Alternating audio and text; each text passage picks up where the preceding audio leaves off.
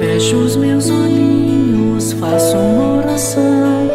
Este é meu jeitinho de falar com Deus, com o coraçãozinho cheio de gratidão. Este é meu jeitinho de falar com Deus. Peço com carinho, paz e proteção. Este é meu jeitinho de falar com Deus. Lembro do irmãozinho em dor e aflição. Este é meu jeitinho de falar com Deus.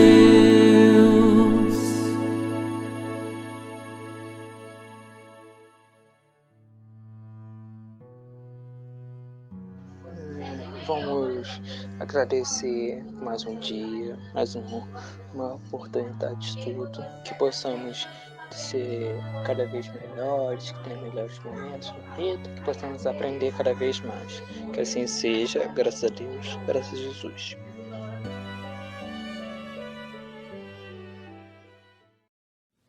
Oi, pessoal. O tema da nossa conversa de hoje, da nossa aula, é o orgulho e a humildade. E nós vamos encontrar no capítulo 7, itens 11 e 12 do Evangelho segundo o Espiritismo, duas mensagens de Adolfo, bispo de Alger. E ele começa assim: a humildade é uma virtude bem esquecida entre vós. Os grandes exemplos que vos foram dados são pouco seguidos. E, no entanto, sem humildade, poder ser caridosos para com o vosso próximo? Não, porque esse sentimento nivela os homens, mostra-lhes que são irmãos, que devem ajudar-se mutuamente e os caminha ao bem. O orgulho é o terrível adversário da humildade. Se o Cristo prometeu o reino dos céus aos mais pobres, foi porque os grandes da terra imaginavam que os seus títulos e a riqueza eram a recompensa de seus méritos, e que sua essência era mais pura que a dos pobres.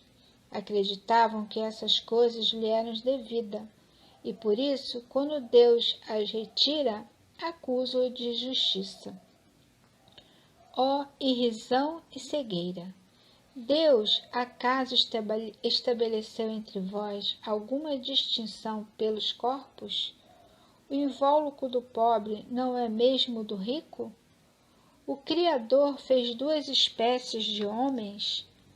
Tudo quanto Deus fez é grande e sábio. Não lhes atribuais as ideias concebidas por vossos cérebros orgulhosos.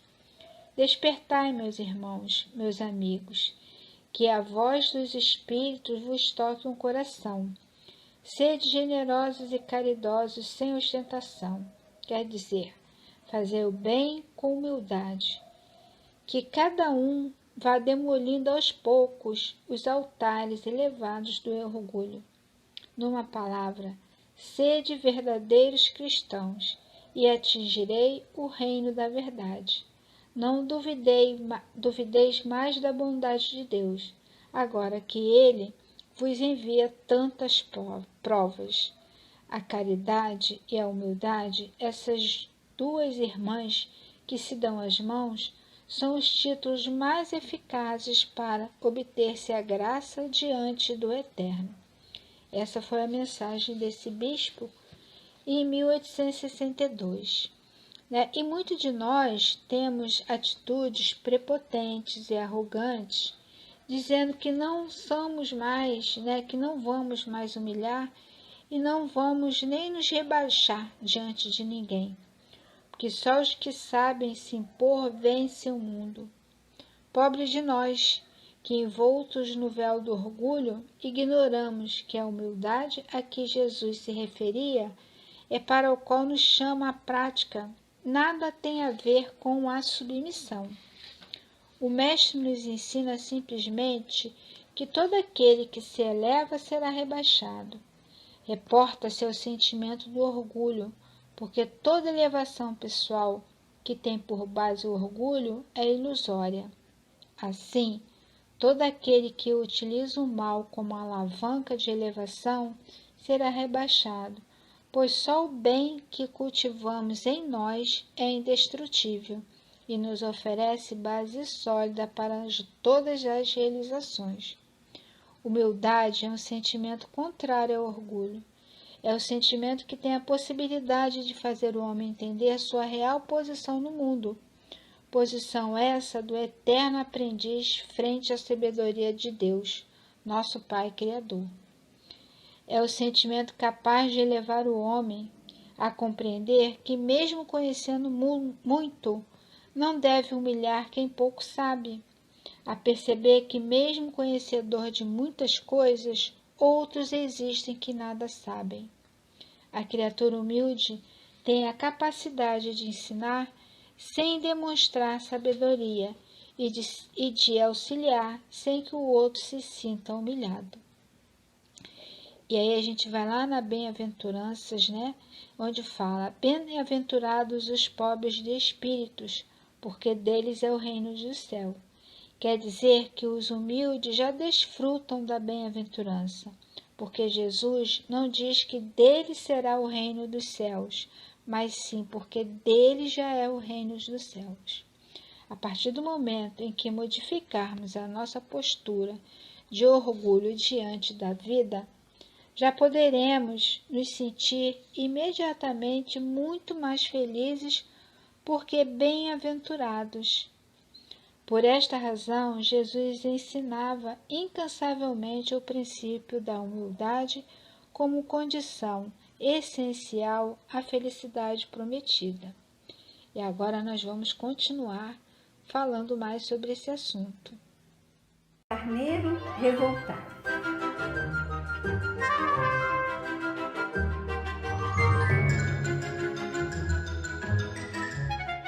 Era uma vez um carneiro muito inteligente, mas indisciplinado. Ele viu que sua lã é muito útil e importante para muita gente, e por isso se acha melhor que os outros animais, passando a revoltar-se contra a tosa de seu pelo. Se era tão precioso, pensava, por que aceitar a humilhação daquela tesoura enorme e sentir frio de tempos a tempos? O carneiro só se importava em correr da tesoura e não se preocupava com os ricos alimentos e cuidados que recebia na casa. Muito aflito, foi falar com o Criador. Meu pai, não estou satisfeito com o meu pelo. Cortá-lo é muito chato. Modifica-me, Senhor. O Todo-Poderoso indagou com bondade. O que desejas que eu faça? Vaidosamente, o carneiro respondeu: quero que o meu pelo seja todo de ouro. O pedido foi realizado. Mas, assim que o orgulhoso carneiro se mostrou cheio de pelos preciosos, várias pessoas atacaram sem piedade. Arrancaram-lhe violentamente todos os fios, deixando-o ferido. Ele correu para o Criador e implorou: meu pai, muda-me novamente. Não posso ter um pelo dourado. Encontraria sempre pessoas sem compaixão. O sábio dos sábios perguntou: que desejas que eu faça? O carneiro, com mania de grandeza, pediu: quero que a minha lã seja feita em porcelana. Assim foi feito. Entretanto, logo que voltou ao campo, apareceu no céu uma enorme ventania que quebrou todo o seu pelo. Retornou aflito ao Criador e implorou novamente: pai, renova-me. A porcelana não é forte para o vento. Estou exausto. Disse-lhe o Senhor: que desejas que eu faça? Para evitar os ladrões e não me ferir com porcelana quebrada, quero que o meu pelo seja feito de mel. O Todo-Poderoso atendeu-lhe mais uma vez à vontade. E o carneiro voltou à planície, na alegria de parecer diferente. Mas logo o carneiro passou no campo e bandos de abelhas cobriram-no em cheio. E por mais que corresse, elas continuaram a sugar seus fios doces. O carneiro correu na direção do Criador e, em lágrimas, implorou humilde: meu pai, as abelhas deixaram-me em sangue. Não suporto mais. Respirando longamente, o Criador, vendo que ele se arrependeu com sinceridade, disse: reanima-te, meu filho. O que pedes agora? O carneiro falou em pranto: pai, quero voltar a ser um carneiro comum, como sempre fui. Eu não quero ser maior e nem melhor que meus irmãos. Hoje sei que os meus donos são meus verdadeiros amigos. Nunca me deixaram em feridas e sempre me deram comida e água carinhosamente. Quero ser simples e útil, do jeito que me fizeste, Senhor. O pai sorriu bondoso, abençoou com ternura e falou: volta e segue teu caminho em paz. Você compreendeu, enfim, que sou justo? Cada animal tem seu corpo necessário e está no lugar certo. Se você recebe, deve também aprender a dar. Então, o carneiro, envergonhado, mas satisfeito, voltou para casa, misturou-se com os outros e daí por diante foi muito feliz. Oi, gente! Vocês gostaram da história? Eu adorei. Que lição, não é mesmo? A ovelhinha vivia reclamando, né? Reclamando que ela era muito importante.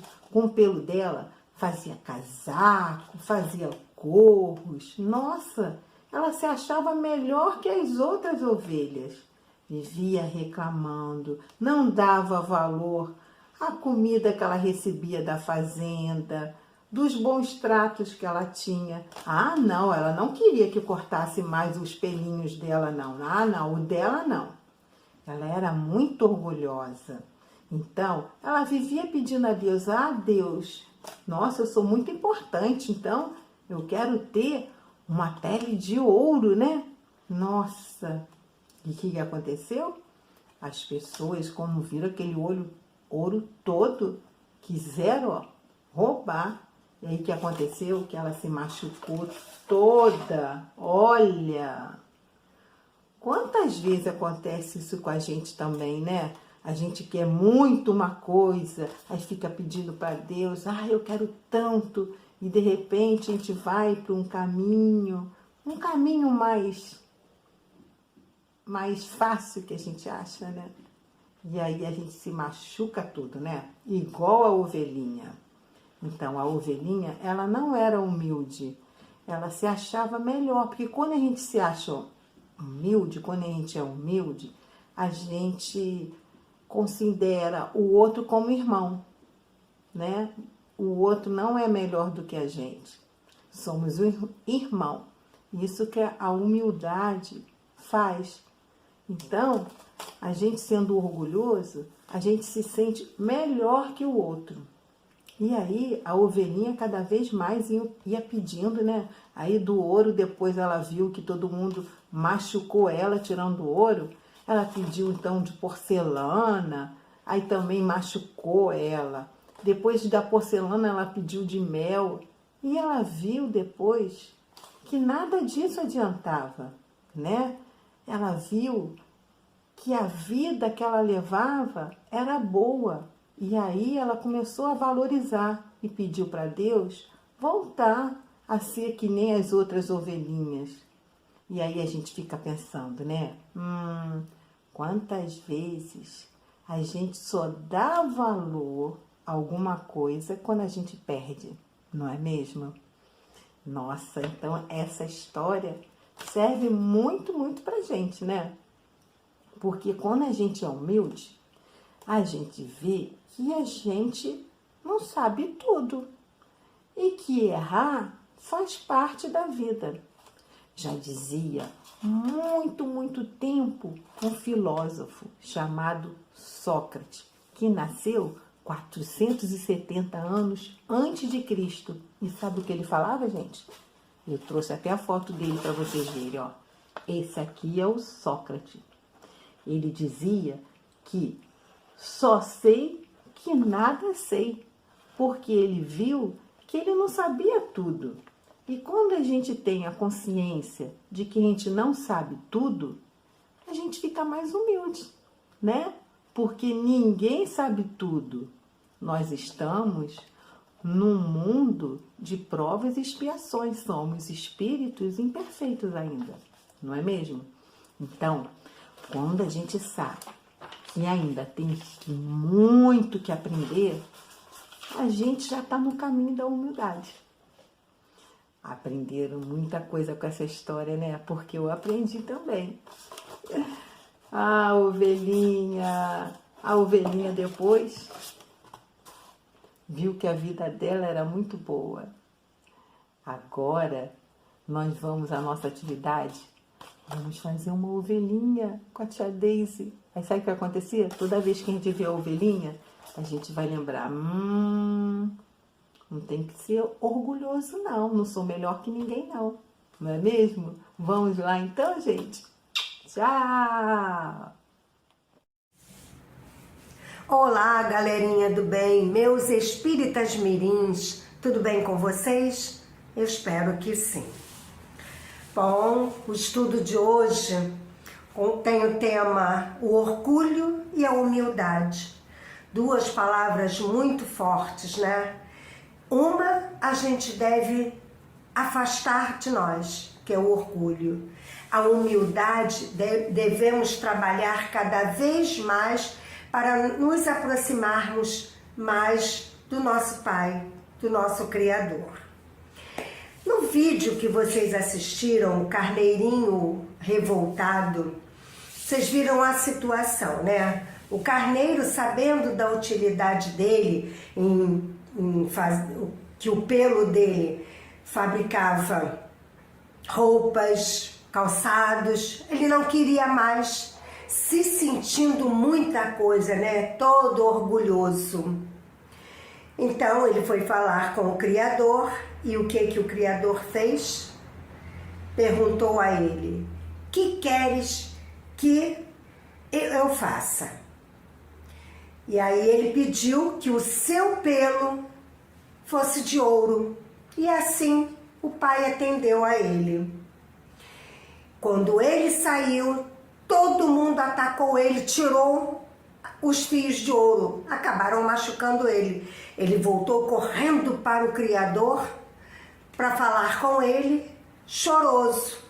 E Deus novamente perguntou: você quer que eu faça o quê? Qual é o seu pedido? E o carneirinho, ainda orgulhoso, disse assim: eu agora então quero que o meu pelo seja de porcelana. E Deus fez a sua vontade. Então, quando ele andou mais um pouquinho, pegou uma ventania, a porcelana, coisa frágil, se quebrou toda. E ele voltou correndo para o Criador. Novamente, é assim, né? Quando a gente sofre, o que a gente faz? Corre para o Pai. E Deus, pacientemente, perguntou a ele: filho, você quer que eu faça o quê? E o carneirinho, ainda orgulhoso, disse: eu quero que o meu pelo seja todo de mel. E Deus atendeu ao pedido dele. E ele saiu todo serelepe. Claro, o mel, aquela coisinha doce e gostosa. As abelhas também sentiram esse cheirinho docinho, adoram mel, atacaram ele.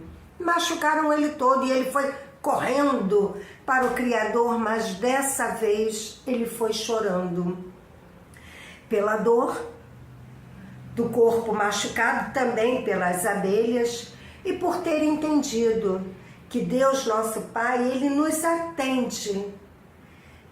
Mas também Ele quer que a gente aprenda a lição, que a gente compreenda que nem tudo que a gente quer é bom. Então, através dos nossos desejos, a gente tem que saber aquilo que nos faz mal e aquilo que nos faz bem.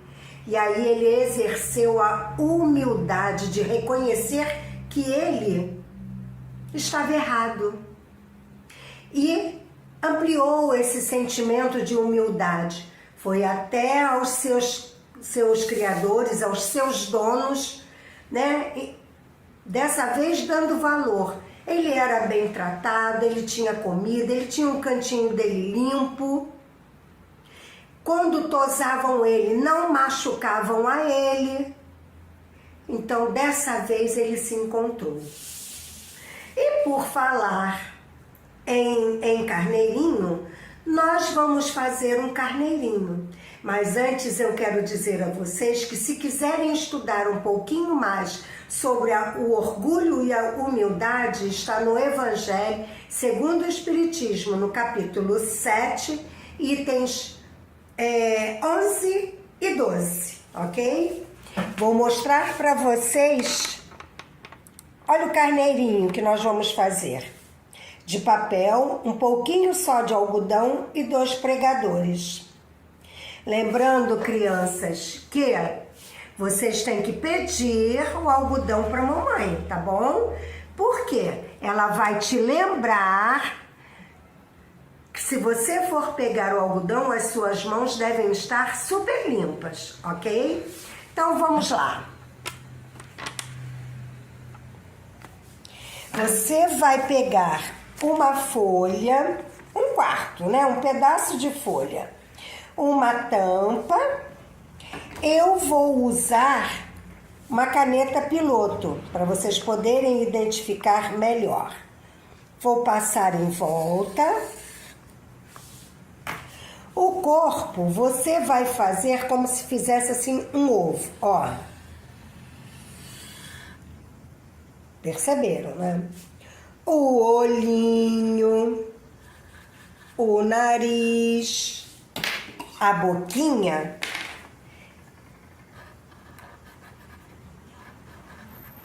A boquinha. E o chifre? Carneiro tem chifre.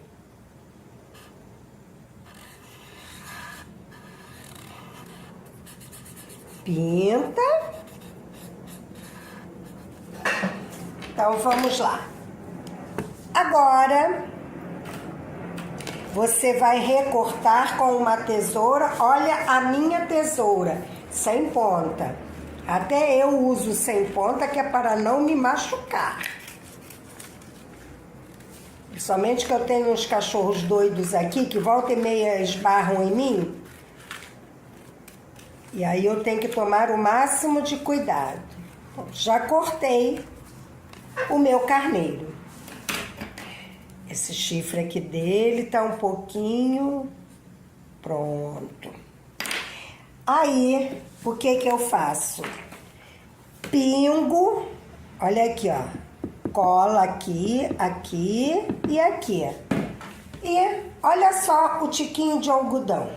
Tá vendo? Não precisa de muito. Pega um tiquinho, põe aqui, aqui e aqui. Logo após, você põe o pregador e põe cola. Pode colocar no pregador também. Deu para vocês verem aqui? Quantidade de cola aqui, em cima do pregador, no meinho. E coloque os pedacinhos de algodão. Não precisa colocar muito, não. Aqui. Muito bem. Eita, não ficou assim. Pronto. Ficou muito lindinho. E espero que o de vocês também fique. Agora eu fiquei com 2. Eita, caíram. Tudo bem. Então eu espero que gostem da atividade, que o carneirinho de vocês fique bem bonito também. Beijos. Até a próxima semana.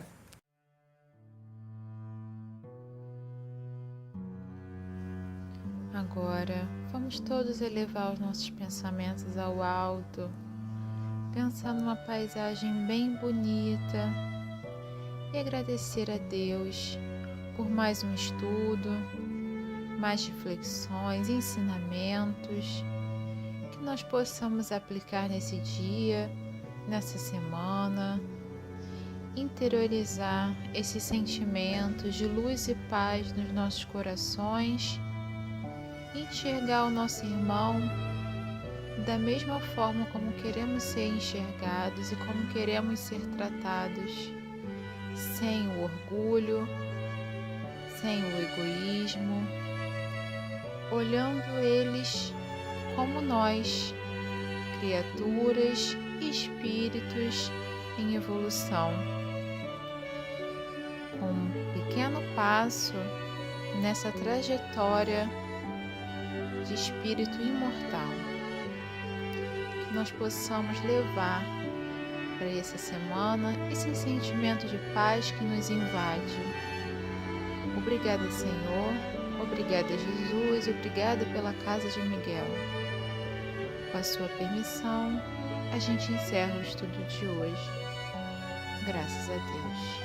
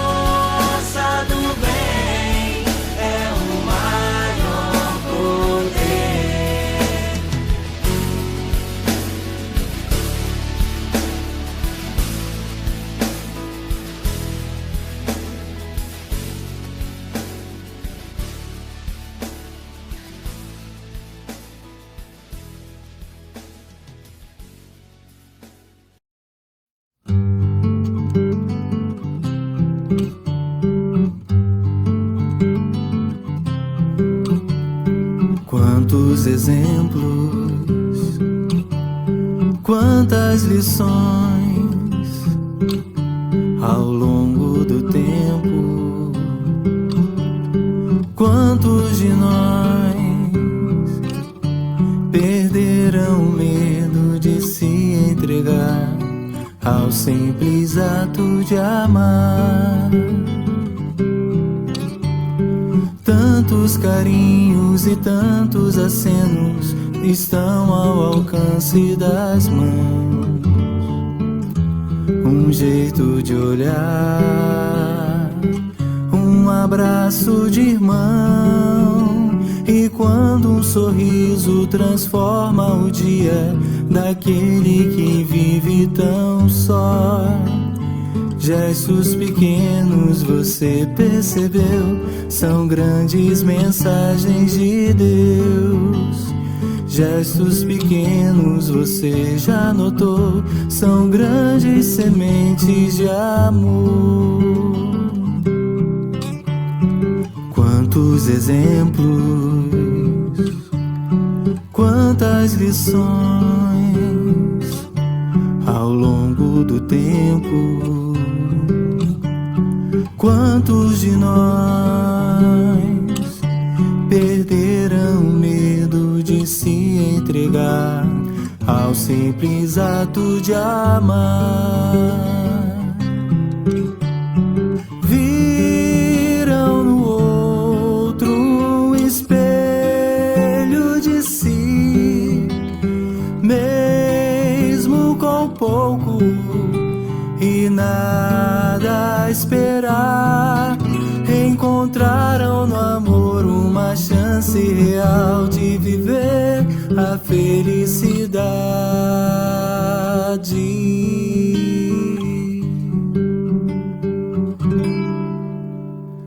Tantas histórias cantadas ao vento nos trazem momentos de paz. Um simples calar para ouvir e escutar. Tanto conforto também recebemos de quem nos estende a mão. Gestos pequenos, você percebeu, são grandes mensagens de Deus. Gestos pequenos, você já notou, são grandes sementes de amor. De amor, de amor. Quantos exemplos, quantas lições ao longo do tempo. Quantos de nós perderam o medo de se entregar ao simples ato de amar?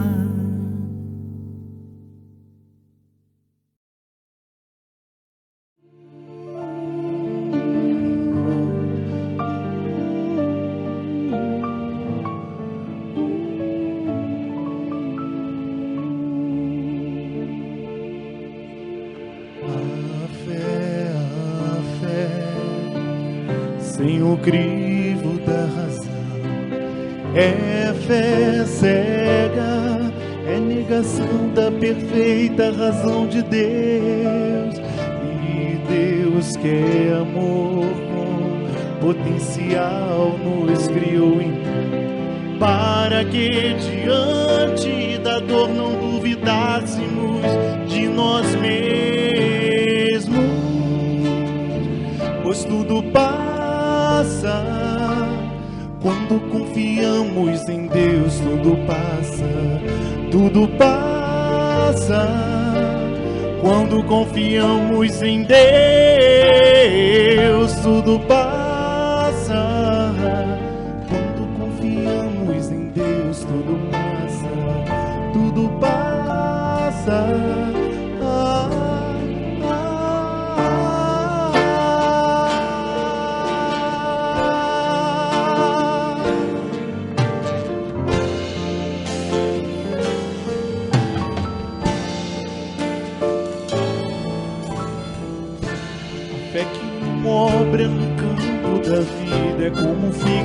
seca, sem frutos render. A fé produtiva não é utopia, sofismo, verniz na superfície do ser. Ela desperta instintos novos, o homem precisa para o bem conhecer. Ela é paciente, pois sabe que a alma não finda com a morte. Que começa a crescer, amadurecer, até entender que fé inabalável só é a que pode encarar frente a frente a razão em todas as épocas da humanidade. Fé inabalável só é a que pode encarar frente a frente a razão.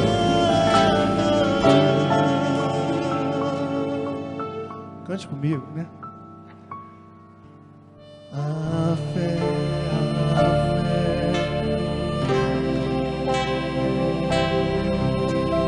é fé cega, é negação da perfeita razão de Deus. E Deus quer com potencial nos criou para que diante da dor não duvidássemos de nós mesmos. Pois tudo passa quando confiamos em Deus. Tudo passa quando confiamos em Deus. Tudo passa quando confiamos em Deus. Tudo passa, tudo passa.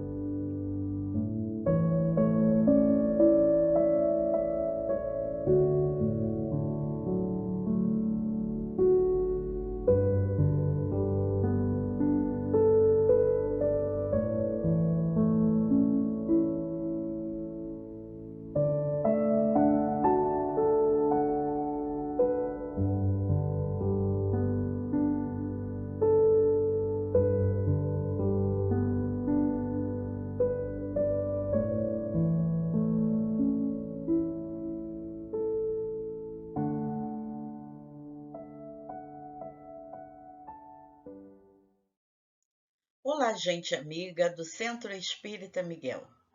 Nós da diretoria queremos agradecer a confiança que nos foi depositada por toda a doação que recebemos, né? E é com muita alegria que comunicamos a todos que a obra do telhado foi concluída. Olha que maravilha, né? Esses corações queridos, amigos, né, que colaboraram tanto para que isso se concretizasse, né? Assim sendo, abriremos a nossa casa para a reunião pública de quinta-feira.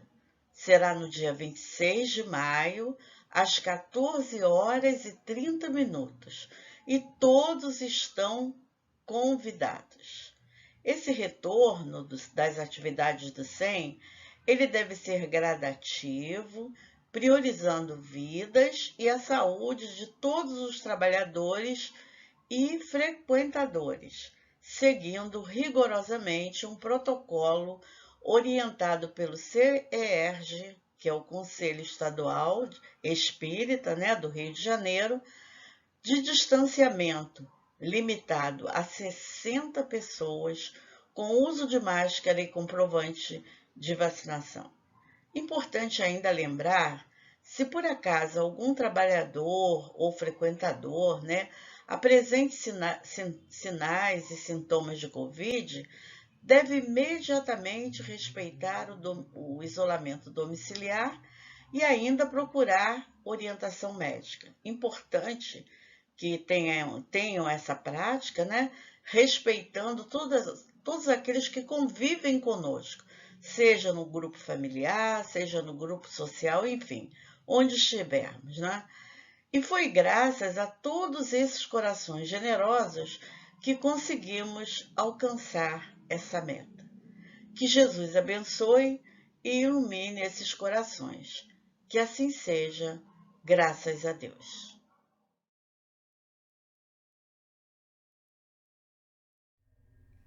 Boa noite, queridos e queridas. Boa noite a todos. Sejam bem-vindos ao canal do YouTube do Centro Espírita Miguel para mais uma reunião pública de sexta-feira no horário das 20 horas.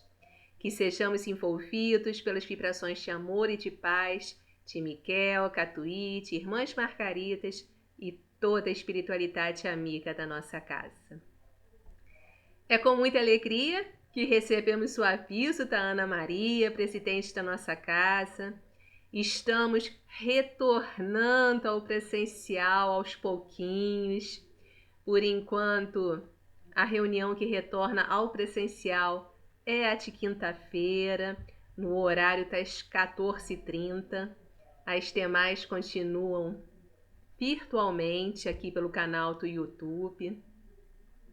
Ah, Mônica, então não tem mais a reunião pelo YouTube nas quintas-feiras? Sim, até o dia 7 de julho ainda teremos reuniões às quintas-feiras aqui pelo canal.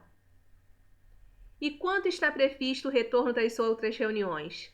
Ainda não temos uma data certa, mas com certeza nós avisaremos, ok? Então, retornamos ao presencial na quinta-feira, com todas as medidas de segurança, máscara, álcool gel, distanciamento. É muito bom, voltarmos depois de 2 anos afastados. Vamos ao roteiro da reunião de hoje. A página de abertura será lida pelo Renan Pape. E como hoje é a última sexta-feira, é dia de palestra. Vamos receber o companheiro Marcos Tafares. Ele é da União Espírita Suburbana, localizada no Meier. E o tema que ele nos traz é o seguinte: não vim chamar justos, mas pecadores. Com certeza, vamos refletir bastante em cima desse tema. Tenham todos uma boa noite. Fiquem com Deus.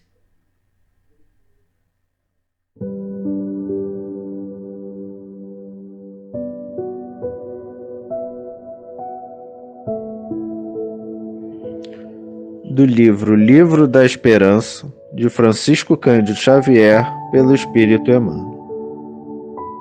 Estudo íntimo.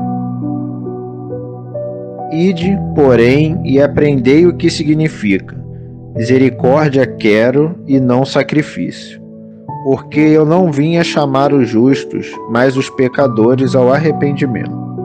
Jesus, Mateus, capítulo 9, versículo 13.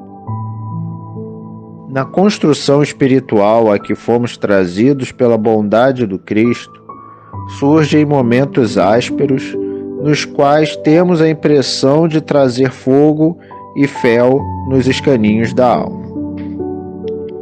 Não mais entraves decorrentes de calúnia e perseguição, mas sim desgosto e inconformidade a se levantarem de nós contra nós, insatisfação, arrependimento tardio, autopiedade.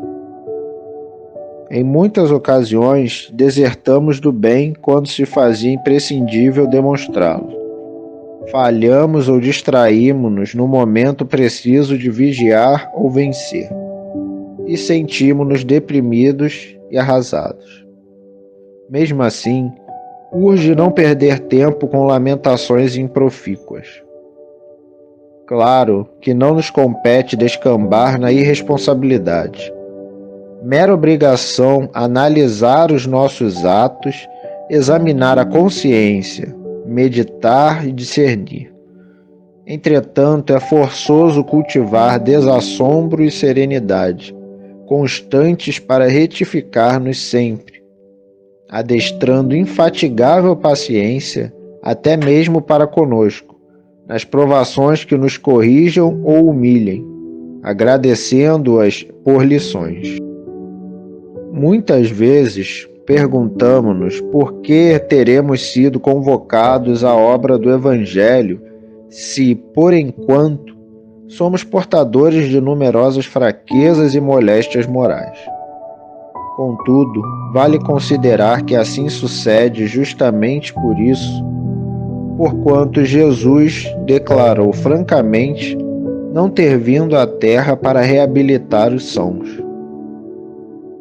Críticos do mundo indagarão igualmente que diferença fazem para nós as teorias de cura espiritual e as diligências pela sublimação íntima, se estamos estropiados da alma tanto agora quanto ontem. Podemos, entanto, responder, esperançosos e otimistas, que há muita diferença, de vez que, no passado, éramos doentes insensatos, agravando inconscientemente os nossos males, enquanto que hoje conhecemos as nossas enfermidades, tratando-as com atenção e empenhando-nos incessantemente em fugir delas.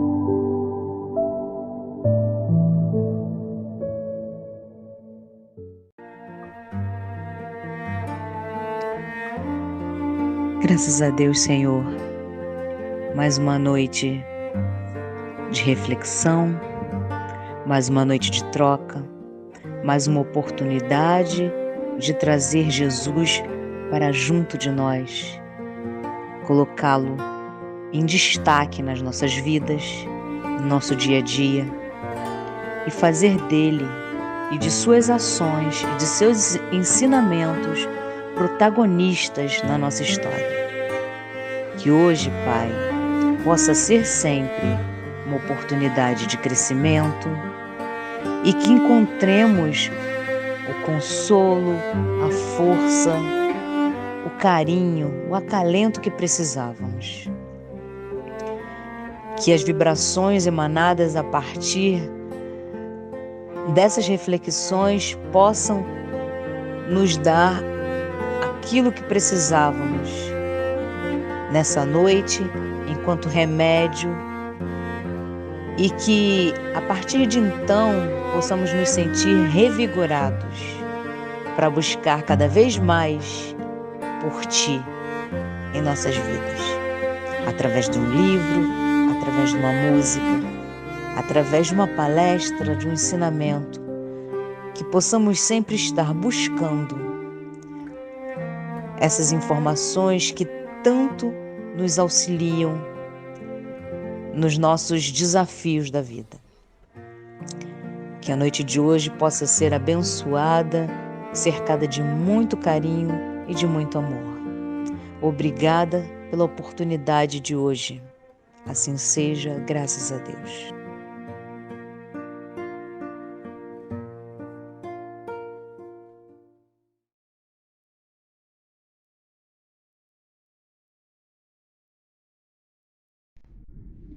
Boa noite, meus amigos do Santo Espírita Miguel. Que a paz de nosso Senhor Jesus Cristo se encontre com todos nós. Que Ele possa cobrir-nos a todos com o manto de sua infinita misericórdia. É muito bom, meus amigos, estar aqui mais uma vez com vocês.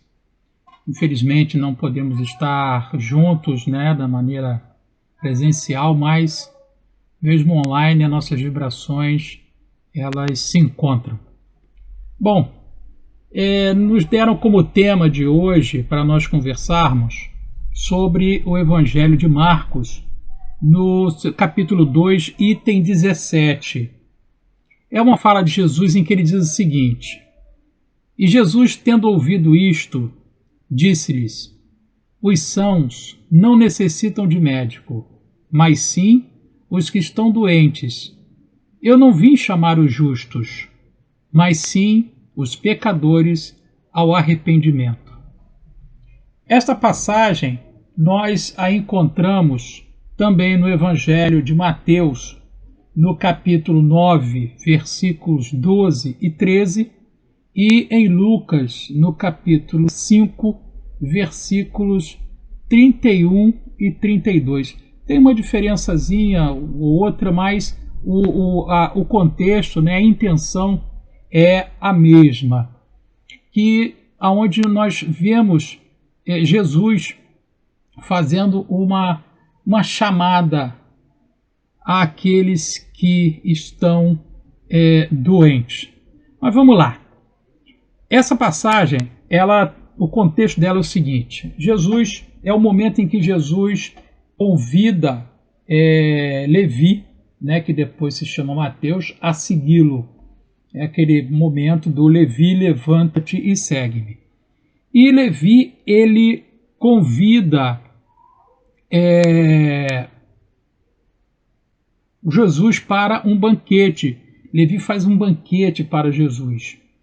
E nesse banquete, Levi, como ele era publicano, ele convidou outros publicanos e pessoas que ele conhecia, e elas se sentaram à mesma mesa que Jesus.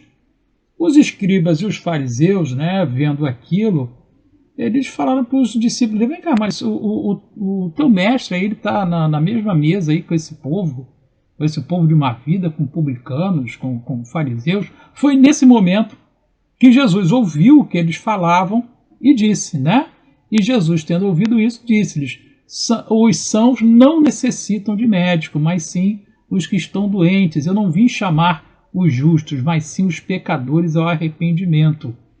E eles também aproveitaram o ensejo para dar uma espetadinha também, porque Mateus ele era publicano. O publicano era aquela criatura que tinha a responsabilidade de arrecadar impostos, de arrecadar taxas, de arrecadar tributos. Então era a criatura, isso se dava na antiga Roma imperial.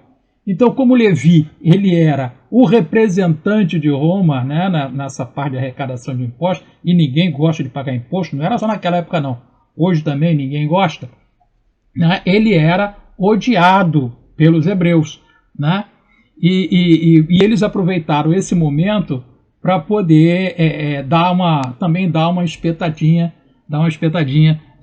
em Mateus. Mas Jesus ele nunca perdeu nenhuma oportunidade que aparecesse para que ele pudesse dar o ensinamento.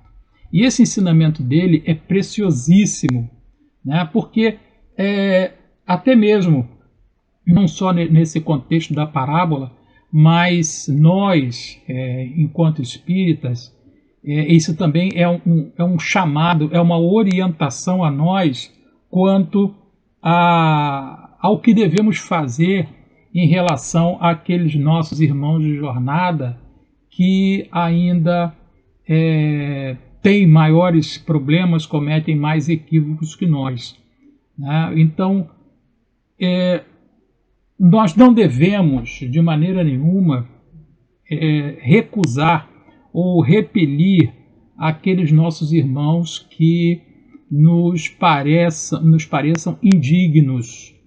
Nós não podemos fazer, em matéria de evangelho, em matéria de doutrina espírita, nós não podemos fazer acepção de pessoas quanto ao socorro, quanto ao atendimento. Até mesmo porque nós não sabemos do histórico daquela pessoa. Nós mal sabemos de nossas próprias vidas, que dirá do que levou um determinado irmão a fazer isso ou aquilo. E em se apresentando qualquer oportunidade de nós podermos auxiliá-los, nós devemos fazê-lo. Nós não podemos nos furtar por um dever cristão ao atendimento àqueles nossos irmãos com problemas.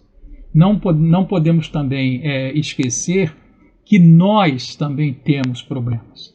Nós não podemos, por isso, diante daquele nosso companheiro que se encontra numa situação vexatória, nós não podemos, por causa disso, nos considerarmos melhores do que eles, porque não cometemos aquilo que eles cometeram. Nós sabemos que muitos de nós, muitos por aí, não cometem atos falhos, não porque são bons ou porque já conquistaram, vamos dizer assim, já conquistaram esse patamar, mas não cometem simplesmente porque não se apresentou a oportunidade de fazê-lo. Eu trabalhava numa sessão em que, numa das instruções, foi nos dito, a oportunidade favorece a mente preparada. Então, muitas das vezes, a criatura ela não faz uma determinada coisa porque não apareceu a oportunidade para ela fazer, porque aquilo já está latente na criatura. O gatilho aparece e aquilo dispara e a criatura vai atrás. Então, nós precisamos ter muito cuidado com isso e não julgar. Infelizmente, quando nós nos deparamos com alguém que tem um determinado problema ou que cometeu uma determinada falta, a primeira coisa que nós fazemos é rotular aquela criatura. Nós já pegamos um nome e damos a ela. Falta-nos a questão da empatia, que é um dos maiores maus, o maior mal do nosso século é a falta da empatia. As pessoas estão muito focadas nelas mesmas e se esquecem de que talvez nós, no lugar daquela pessoa, daquele nosso irmão, talvez fizéssemos coisa pior. Agora, existe uma palavra nessa passagem de Marcos, do meu xará, que eu peguei para nós falarmos um pouquinho mais, que é o arrependimento. Jesus diz que ele não veio chamar os justos, mas sim os pecadores ao arrependimento. Nós temos que prestar muita atenção com as palavras. Jesus não veio chamar ninguém à perfeição, Jesus não veio chamar ninguém a algo que não pudesse fazer. Jesus veio chamar aqueles que estão doentes, aqueles que necessitam de médicos, aqueles que são pecadores. Isso é, ele veio nos chamar ao arrependimento. Esse é que é o ponto importante da fala de Jesus. Ele veio nos chamar ao arrependimento. E o que é o arrependimento? O arrependimento, ele é o primeiro estágio do reconhecimento das faltas. Quando nós reconhecemos que nós cometemos uma falta, quando nós reconhecemos que nós tomamos uma atitude equivocada, o arrependimento nasce. Esse é o gatilho. Quando o ser humano percebe que ele é falho, que ele percebe que comete falhas, ele busca ao arrependimento. Então, nós temos... eu estava dando uma olhada no Livro dos Espíritos e eu coloquei ali a palavra arrependimento na busca e ela apareceu muitas vezes. É uma palavra recorrente no Livro dos Espíritos, ela aparece praticamente em todos os capítulos, mais até no finalzinho do Livro dos Espíritos. O arrependimento ele é importantíssimo, ele é o start para a superação de nós mesmos. Porque eu estava conversando há pouco com o pessoal da Casa da Caridade, e a Casa da Caridade fica ali no Maracanã, é uma casa que tem como mentor o Sr. Inácio Bittencourt, e nós estávamos falando sobre a paz, né? A busca da paz, as pessoas querem a paz, todo mundo quer a paz, todo mundo fala de paz, mas por que a paz não se faz? Ela não se faz simplesmente porque ela não é algo que venha de fora para dentro. A paz ela nunca será construída por um sistema, por uma ideologia ou por uma instituição. E se assim o for, ela não vai durar muito tempo. Nós pegamos os livros de história, nós vemos isso. Os períodos que nós tivemos entre guerras, ele foi muito curto. Ele foi curtíssimo. Porque a paz ela tem que vir de dentro para fora. A mesma coisa acontece com a nossa questão evolucional. Não há uma evolução que seja feita de fora para dentro. A evolução ela é feita de dentro para fora. Não é com uma canetada, não é porque eu li um livro, não é porque eu li uma mensagem que eu vou me tornar evoluído. Eu vou me tornar evoluído, eu vou evoluir a partir do momento em que os meus sentimentos, que o meu desejo, que os meus sentimentos, que as minhas atitudes comecem a ser coerentes, começam a ter ressonância com aquilo que eu li, com aquilo que eu acredito, com aquilo que eu estou aprendendo. É assim que começa o processo. É de dentro para fora. O meu problema não é querer consertar o outro. O meu problema não é querer vigiar o outro. O meu problema não é querer convencer o outro. Eu tenho que convencer a mim. Eu tenho que vigiar a mim. Eu tenho que tratar de mim. Eu primeiro tenho que começar a minha reforma. Eu primeiro tenho que começar a minha transformação. Para aí sim, com as minhas atitudes jamais equilibradas, com o meu sentimento, com as minhas intenções mais equilibradas, e elas poderem contagiar aqueles que estão à minha volta. O meu problema não é o outro, o meu problema sou eu. Os fariseus e os escribas, quando viram os publicanos, quando viram aquelas pessoas de vida duvidosa para eles, né, de vida duvidosa, ali no jantar com Jesus, eles olharam para o outro, eles esqueceram de olhar a si próprio. E é o que nós fazemos. Nós nos preocupamos muito com os outros e esquecemos de olhar a nós mesmos. Até um colega, uma vez foi uma brincadeira comigo, ele falou: Marco, a minha vida está assim, está assado, não acontece isso, acontece aquilo. Por que isso? Eu falei assim: vai lá no espelho do banheiro que você encontra o culpado. Joana de Ângeles, ela fala para o Divaldo, que ela uma vez disse para o Divaldo que quando ele chegasse no final da presente encarnação dele, ele iria perceber que a maior luta que ele travou não foi contra o outro, foi contra ele mesmo.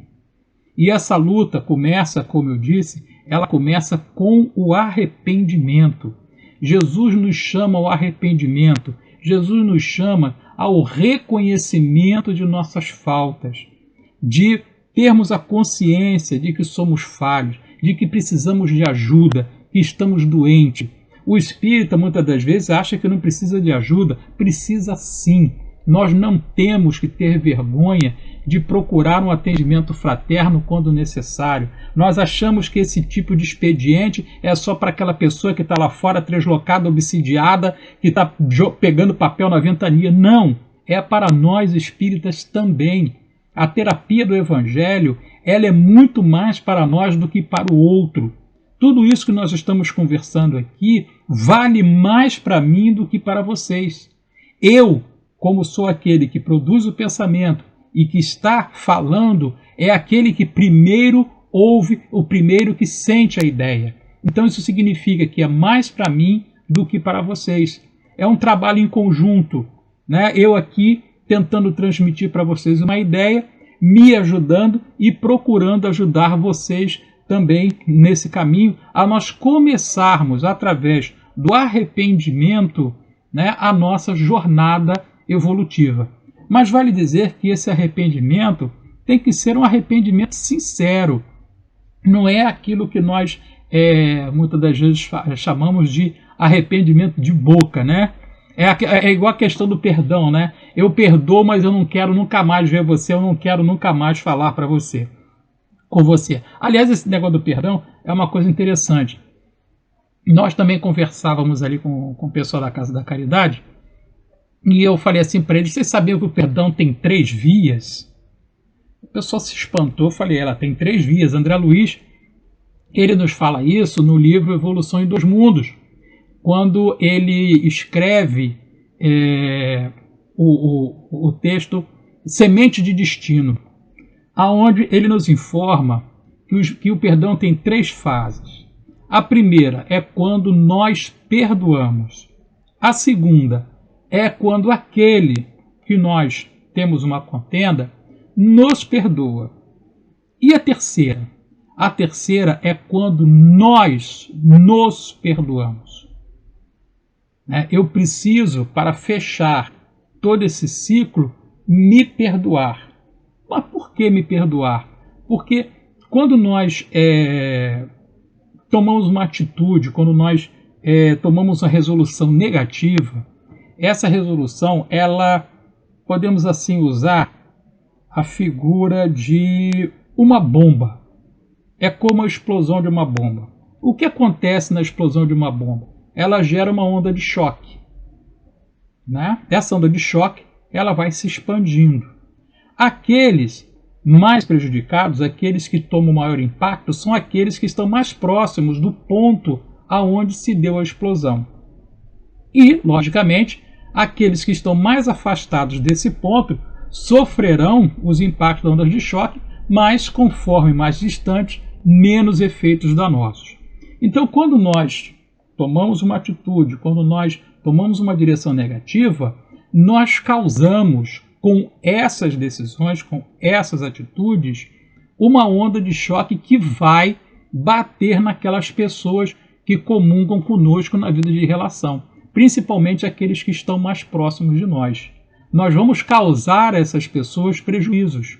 Prejuízos que muitas das vezes não aparecem, não são notados, mas que nós precisamos rever. Então, depois desse processo de perdoar e de ser perdoado, eu tenho que voltar sobre os meus passos para consertar todo esse estrago que eu fiz, para que eu possa me perdoar, né? E não fazer desse me perdoar algo que seja pesado para mim. Eu não posso me culpar, eu tenho que me perdoar, o que é completamente diferente de ter culpa. Mas vamos lá. No Livro dos Espíritos, nós estávamos dando uma olhadinha aqui nessa questão do arrependimento, e nós vimos aqui na questão 171, né, do Livro dos Espíritos, em que Kardec pergunta aos nossos amigos: em que se funda o dogma da reencarnação? A resposta: na justiça de Deus e na revelação, pois incessantemente repetimos: o bom pai deixa sempre aberta a seus filhos uma porta para o arrependimento. Não te diz a razão que seria injusto privar para sempre da felicidade eterna todos aqueles de que não dependeu o melhorarem-se? Não são filhos de Deus todos os homens? Só entre os egoístas se encontra a iniquidade, o ódio implacável, o castigo sem remissão. Então veja bem, Deus deixa, né, o bom pai deixa sempre aberta a seus filhos uma porta para o arrependimento. Olha a importância do arrependimento. Nada vai acontecer de novo em nossas vidas se nós não nos arrependermos, isso é, se nós não reconhecermos que nós erramos e nós não tivermos a vontade de acertar. Mais à frente, nós temos aqui a questão 295, em que Kardec pergunta: que sentimento anima, depois da morte, aqueles a quem fizemos mal neste mundo? A resposta dos Espíritos: se são bons, eles vos perdoam segundo o vosso arrependimento. Se maus, é possível que guardem ressentimento do mal que lhes fizeste e vos pressagiam e vos persigam até, não raro, em outra existência. Deus pode permitir que assim seja por castigo. Veja bem, se são bons, eles vos perdoam segundo o vosso arrependimento. Muitas das vezes nós sofremos os ataques, né? Nós sofremos a influência de irmãozinhos desequilibrados que não estão nos influenciando por acaso e não estão nos influenciando porque eles querem. Eles estão nos influenciando porque nós o permitimos. É tudo uma questão de atração. É tudo uma questão de atração.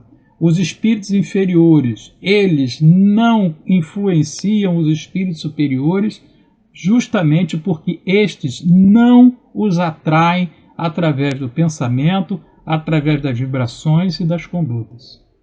Se nós estamos sendo influenciados, se nós temos a influência de forças negativas, é porque nós, com a nossa conduta, com as nossas vibrações, com os nossos desejos, nossas intenções e pensamentos, abrimos uma brecha de sintonia com esses nossos irmãos.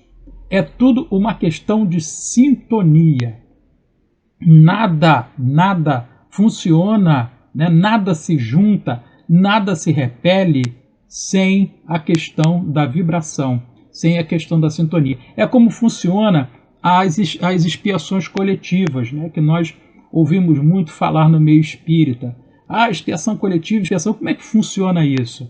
Vamos dizer, eu tomo uma atitude e essa atitude ela é uma atitude negativa. Essa atitude pode ser até um pensamento, né? Tem um teor negativo. Isso gera uma vibração. Essa vibração, ela vai procurar outra de igual teor. E elas vão se encontrar. É afinidade. Não está lá no Livro dos Espíritos que os afins se procuram na multidão? Então, elas vão se encontrar. E elas vão procurar outras vibrações de igual teor que depois se juntarão numa massa de vibrações negativas que recairão sobre aqueles que as fabricaram. É uma questão de sintonia. Nada nos acontece sem necessidade e nada nos acontece sem que nós tenhamos uma participação direta ou indireta naquilo, né? Mas voltando aqui, eles vão nos perdoar segundo o nosso arrependimento. Isto é, se as nossas intenções em melhorar, se aquilo que nós fizemos de mal a eles, se nós nos arrependemos sinceramente daquilo, se aquilo está em nosso coração de verdade, né? Nós temos um episódio no livro Nas Fronteiras da Loucura, que é a psicografia de Divaldo Franco, Manuel Filomeno de Miranda, Espírito, em que o Manuel Filomeno está com o Dr. Bezerra de Menezes, aqui no Rio de Janeiro, na época do Carnaval, e eles vão fazer um atendimento, se eu não me engano o capítulo acho que é atendimento coletivo, o nome do capítulo, se não me falha a memória. E eles vão a um lugar que parece um pântano, e o Dr. Bezerra pede que se joguem redes para resgatarem aqueles que estão naquele charco, naquele lugar imundo. Mas o Dr. Bezerra, antes, ele pede a essas criaturas, esses nossos irmãos que estão lá, que eles se arrependam.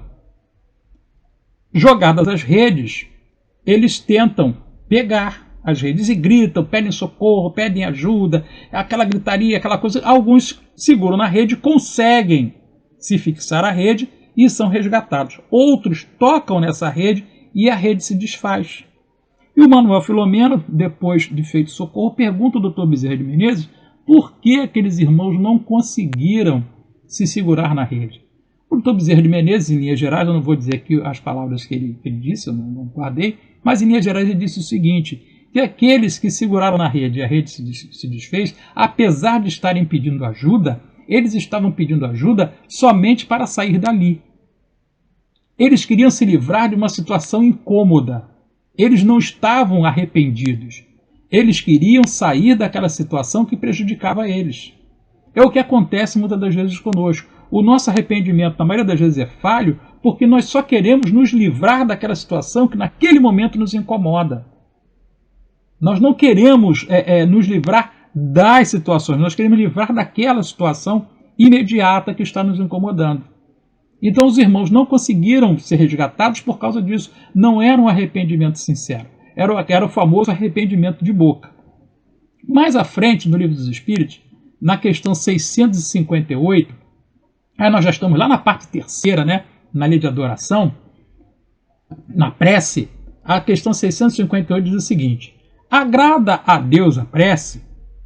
Aí vem a resposta dos nossos amigos espirituais. A prece é sempre agradável a Deus quando ditada pelo coração, pois para ele a intenção é tudo. Assim, preferível lhe é a prece do íntimo à prece lida, por muito bela que seja, se for lida mais com os lábios do que com o coração. Agrada-lhe a prece quando dita com fé, com fervor e sinceridade, mas não creiais que o toque a do homem fútil, orgulhoso e egoísta, a menos que signifique de sua parte um ato de sincero arrependimento e de verdadeira humildade.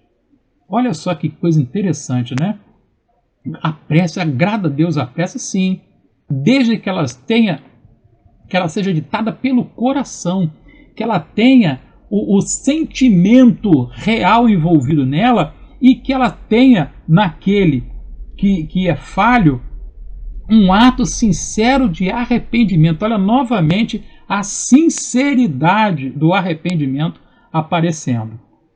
Mais à frente um pouquinho, já lá no finalzinho do Livro dos Espíritos, aí nós já estamos lá na parte quarta, né, das penas e dos gozos futuros, nós temos a questão 990. Olha a pergunta: o arrependimento se dá no estado corporal ou no estado espiritual? A resposta: no estado espiritual, mas também pode ocorrer no estado corporal, quando bem compreendeis a diferença entre o bem e o mal. Olha que coisa interessante, né? Quando bem compreendeis a diferença entre o bem e o mal. E qual é a diferença entre o bem e o mal? O Livro dos Espíritos nos indica, né, nos dizendo que o mal ele é a ausência do bem. Não praticar o bem já é praticar o mal. Todas as vezes que nós nos furtamos conosco ou com o próximo de uma ação benéfica, nós aí já estamos praticando o mal, né? A prática do mal não se faz somente com o outro, com outra pessoa. Nós fazemos muito mais mal a nós mesmos do que aos outros, né? As nossas intenções, os nossos sentimentos, as nossas ações, elas nos ferem muito mais do que ferem aos companheiros. Então, olha só que coisa, até mesmo na prece, né? Quando uma pessoa que é muito falha, né? Essa prece ela será ouvida sim, mas desde que ela parta de um arrependimento sincero. Aí vamos aqui na 999, que diz o seguinte: basta o arrependimento durante a vida para que as faltas do espírito se apaguem e ele ache graça diante de Deus? Ah, tá bom, eu vou me arrepender, né? Opa, fiz lá um monte de besteira, me arrependi, né? E agora tá tudo bem, tá tudo maravilhoso. Olha que a resposta que diz assim: o arrependimento concorre para a melhoria do espírito, mas ele tem que expiar o seu passado. Né? O arrependimento, ele, embora sendo sincero, ele não nos furta ao reajuste. A palavra impunidade, ela não existe no vocabulário divino. A justiça divina, ela tem dois sistemas. Ela tem um sistema fechado e um sistema aberto. O que é esse sistema fechado? O sistema fechado é justamente esse, de que ninguém passa impune. Né? O erro, por menor que ele seja, ele é o erro. Ele não deixa de ser o erro. Então, uma vez errando, nós teremos que dar conta desse erro. Aí vem o sistema aberto desta justiça. O que significa esse sistema aberto? É a misericórdia. Apenados, todos nós seremos, mas o tipo da pena, né, ela será pesada de acordo com a misericórdia de Deus. Deus, na sua infinita misericórdia, vai nos dar justamente aquilo que merecemos e aquilo que podemos suportar. Ele, por mais grave que seja a falta de uma criatura, ele nunca, no alto da sua misericórdia, dará àquela criatura um fardo maior do que ela possa carregar. Por isso Deus é infinitamente misericordioso. Ninguém escapa à justiça, mas ninguém será julgado com severidade, porque vai entrar aí a misericórdia, entra aí o amor, que vai pesar as agravantes e as atenuantes, e assim nos dar aquilo que nos for necessário à nossa evolução, a nós podermos expiar aquelas faltas, a nós nos reconciliarmos com nós mesmos. Mas essa pergunta tem uma subpergunta, que é a subpergunta A, né? E que diz assim: torna-se mais assim, se diante disso um criminoso dissesse que, cumprindo-lhe em todo caso expiar o seu passado, nenhuma necessidade de se arrepender, o que daí lhe resultaria, né? Poxa, mas se eu vou ter que expiar, eu vou me arrepender? Ah, não vou me arrepender nada não, vou ter que expiar do mesmo jeito. Olha o que diz os Espíritos. Torna-se mais longa e mais penosa a sua expiação, desde que ele se torne obstinado no mal. Ninguém ludibria as leis, né? Então é uma coisa interessante aqui, olha só que diz Bezerra de Menezes. Ninguém ludibria as leis. E todo lugar, nem todos os que requerem amparo desejam. Às vezes, querem se libertar de situações que lhe desagradam, sem que mudem de comportamento. Choram e sofrem, mas não pretendem a transformação interior, necessitando de aprendizado penoso para que se modifiquem as estruturas íntimas do ser, quando se capacitarão para o renascimento em si mesmos. Aquilo que nós falamos, o arrependimento tem que ser sincero. Essa fala do Dr. Bezerra de Menezes, né, que ninguém ludibria as leis, ela está nas fronteiras da loucura, né, lá no capítulo 22, Atendimento Coletivo. É uma fala que ele diz lá no finalzinho, quando ele conversa com Manuel Filomeno. Vamos repetir aqui, ó. Ninguém ludibria as leis. E em todo lugar, nem todos que requerem amparo desejam-no realmente. Às vezes querem se libertar de situações que lhes desagradam, sem que mudem de comportamento. Choram e sofrem, mas não pretendem a transformação interior, necessitando de aprendizado penoso para que se modifiquem as estruturas íntimas do ser, quando se capacitarão para o renascimento em si mesmos. Vocês veem a complexidade que é o arrependimento. Jesus veio nos convidar, aqui em Marcos, ele nos convida ao arrependimento, porque todos nós somos doentes, nós precisamos de amparo, nós precisamos de quem nos socorra, né? Nós precisamos disso. Ninguém está descoberto que não precise, vamos dizer assim, que não precise de um colo. Todos nós precisamos desse socorro, vamos dizer, desses nossos amigos maravilhosos que vêm até nós, nos dar aquilo que necessitamos, que nos sustente, que nos amparem, que muitas das vezes até nos carreguem, né? É aquela história das pegadas na areia, né? Quando a pessoa só viu uma pegada, ele falou assim: Senhor, me abandonaste. Eu falei: não, filho, naquela hora eu estava lhe carregando. Né? Nós todos precisamos desse amparo. Nós todos estamos inseridos nisso, nesse ponto em que ele nos fala de doentes e pecadores. Somos todos nós. Né? Jesus, ele teve uma missão grandiosa. Eu costumo dizer que o Evangelho é a maior operação de resgate da história da humanidade. Nenhum outro luminar que chegou até nós teve um alcance tão grande quanto Jesus teve. Jesus, o grande mestre, Jesus, o mestre de todos os mestres, ele é o responsável por isso. Jesus é aquele que nos espera de braços abertos, como o pai que espera o filho pródigo, que eu considero uma das parábolas mais bonitas do Evangelho.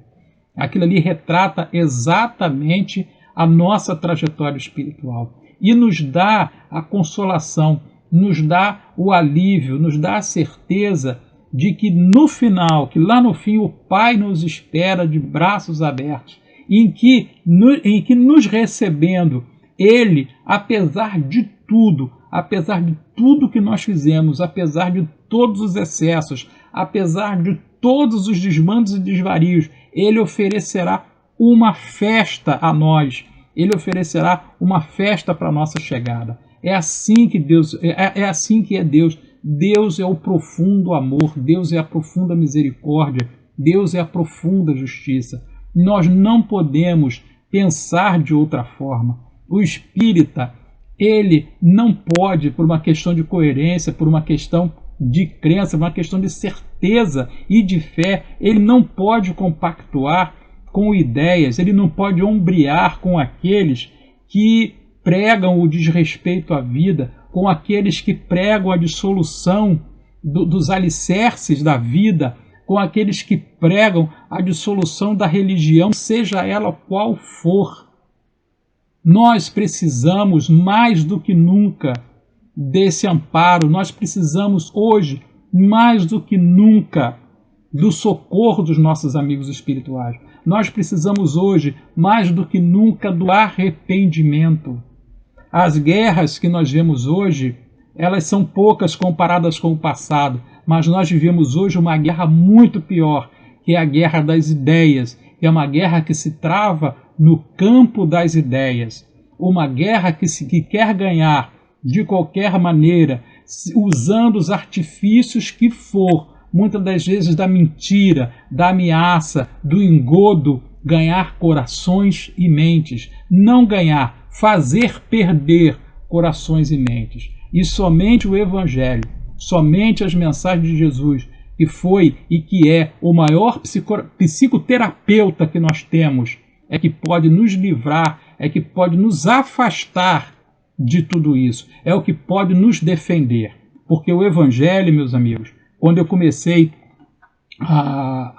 quando eu me meti, quando eu achei que eu era palestrante, né, e eu acho até hoje, né, uma companheira lá da casa, ela me chamou em particular, ela pegou o Evangelho segundo o Espiritismo, ela colocou assim na frente do peito, a capa assim, me mostrou e me disse: isso aqui é um escudo para a defesa, nunca uma arma para o ataque. O Evangelho existe para a defesa, a nossa defesa, para a defesa daqueles nossos irmãos de jornada enfraquecidos. O Evangelho existe como sustentáculo, o Evangelho existe como roteiro, como mapa, como na evangelização das crianças e do jovem, que se faz imperativo, ainda mais nos dias de hoje. Nós podemos dizer que o jovem evangelizado, a criança evangelizada e depois como jovem evangelizado, ele pode, até no determinado momento da vida, se perder no cipoal, mas ele tendo sido evangelizado, ele sabe o caminho de volta. Ele tem o mapa do amor inscrito no seu coração. Ele tem aquela semente da retidão, ele tem aquela semente da fé, ele tem aquela semente da certeza no futuro plantada em seu coração. Todos nós precisamos do socorro e do amparo do Evangelho. Nós não podemos nos furtar a isso, sem fanatismos, porque o Espiritismo é fé raciocinada, é fé com porquê, com para quê, com como. Nós precisamos fundamentalmente disso. Hoje, mais do que nunca, precisamos do Evangelho, precisamos do amparo dos nossos amigos espirituais e devemos procurar em nós a força, devemos procurar em nós a fé e não a encontrando. Peçamos aos nossos amigos através do pensamento, através da prece e através do trabalho em benefício ao próximo. Que nós possamos, na noite de hoje, sermos assistidos, sermos cobertos com o manto da infinita misericórdia de Jesus. Que Jesus nos abençoe. Muito obrigado e até uma próxima oportunidade.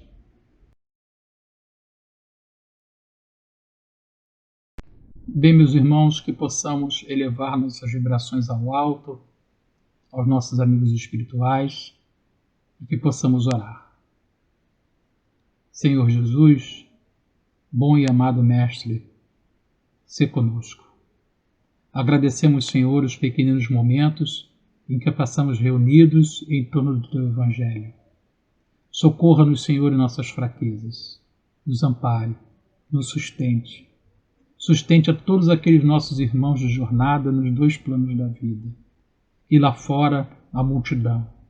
Tantos enfermos, aflitos, oprimidos, alguns em completo estado de desespero. Socorra a todos nós, Senhor. Sê conosco hoje e sempre. Graças a Deus.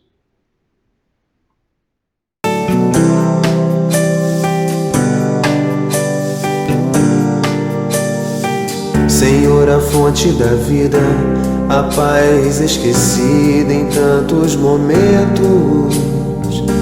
Faz de mim o teu servo, ó meu doce amado Mestre querido. Jesus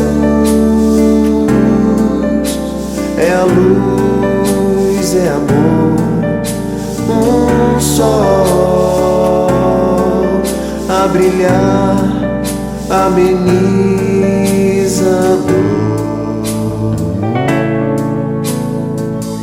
Mestre, em ti eu me aqueço, me mostre e te peço com ternura. Faz de mim um instrumento da paz e do amor em toda a terra. Jesus, tua luz me conduz à paz e que eu possa ver em ti um exemplo.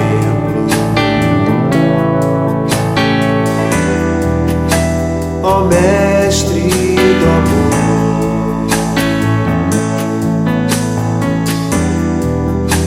que é todo esplendor,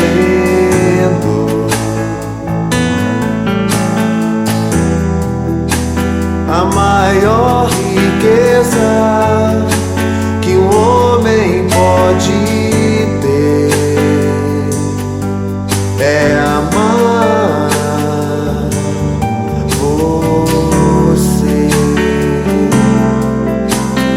é amar Jesus,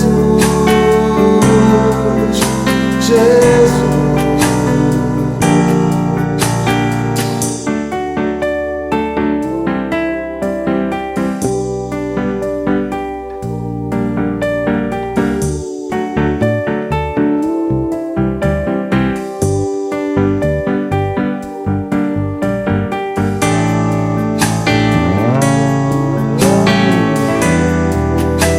Ó Mestre do amor, Mestre do amor, que é todo esplendor,